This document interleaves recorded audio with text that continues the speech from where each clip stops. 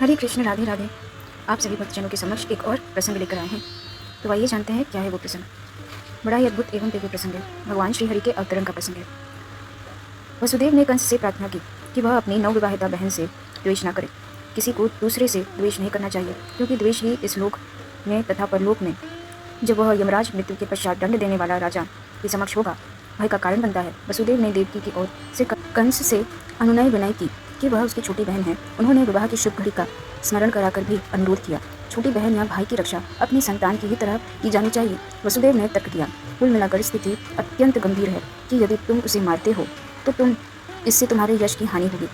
इस प्रकार वसुदेव ने सदुपदेश द्वारा तथा दार्शनिक तर्क वितर्क द्वारा कंस को शांत करने का प्रयास किया, किंतु वह शांत नहीं हुआ, क्योंकि उसकी संगति असुरों से थी। अपनी असुरी संगति के कारण राजसी उच्च कुल में जन्म लेकर भी वह असुर बना रहा।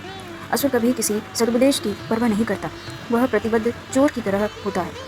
भले ही कोई कितना ही नैतिक उपदेश क्यों न दे, उस पर कोई प्रभाव नहीं पड़ता। इस प्रकार जो लोग स्वभाव से असुरी या नास्तिक होते हैं, वे मुश्किल से किसी सदुपदेश को ग्रहण करते हैं, चाहे उपदेश कितना ही प्रमाणिक क्यों न हो। देवता में तथा असुर में यही अंतर है। जो लोग सदुपदेश ग्रहण करके उसके अनुसार जीवन बिताने का प्रयास करते हैं, वे देवता कहलाते हैं, और जो ऐसे सदुपदेश को ग्रहण करने में अक्षम होते हैं, वे असुर कहलाते हैं।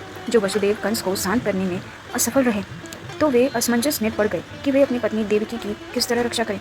संकट आश्रित होने पर बुद्धिमान व्यक्ति को चाहिए कि यथासंभव इस संकटमय स्थिति से बचने का प्रयास करें, किंतु यदि सारी बुद्धि लगाने पर भी वह विकट स्थिति को टालने में असफल रहे, तो यह उसका दोष नहीं है। मनुष्य को चाहिए कि जहाँ तक हो सके अपना कर्तव्य निभाए, किंतु यदि उसका प्रयास विफल रहे तो इसमें उसका दोष नहीं है।